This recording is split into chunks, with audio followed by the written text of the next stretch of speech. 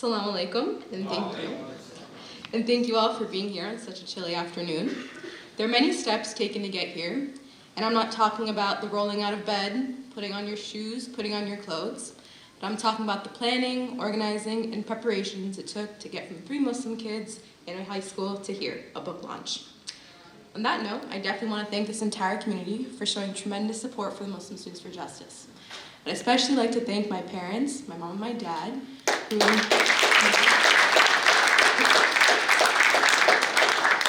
have supported me through almost everything, and without them, I wouldn't have had this awesome outfit to wear. I'd also like to thank my entire family that came here today, my siblings, my cousins, my aunts, my uncles. It really means a lot to see all of you here. It's kind of making me emotional, but I'm not going to cry. And to everyone else being here, sitting at these tables, listening, it's a lot to be thanking you all for. So again, thank you. To begin, I'd like to show my gratification towards Asad and Mateen for giving me the opportunity to be part of this organization. When he reached out to me and told me exactly what the Muslim Students for Justice was, it was an instant yes for me. The organization made me realize how many Muslim students were silent for years, including myself. Hearing stories from these students allowed me to connect with a group of people I never thought I had to connect to in the first place. Publishing Equal Opportunity was definitely one of the largest projects for a nonprofit, but I'm glad we did. In the book, I would talk about how there are still schools across the county, the country, the nation that don't consider Eid a holiday to have off because the numerous amount of students that celebrate were insignificant or insufficient to consider a day off.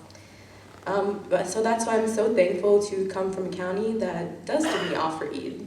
So thank you.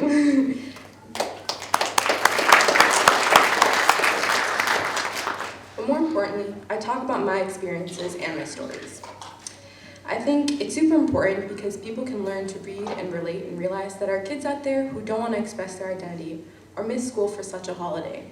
In my chapter of the book, you learn that I make up crazy lies just to tell people that I'm not Muslim or I don't celebrate Eid.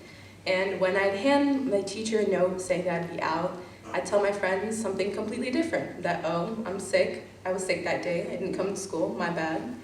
But, now I'm proud of who I am, and I'm freely coming up on stage and talking about, my religion, and I'm thankful that I am.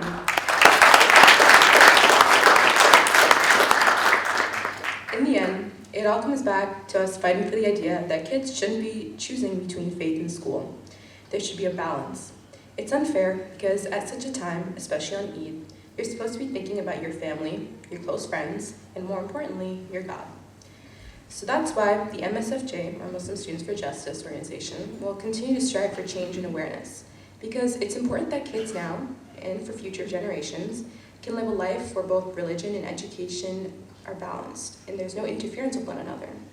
So again, I'd like to thank you all for listening and being here, and I'm going to pass the mic back to my cousin.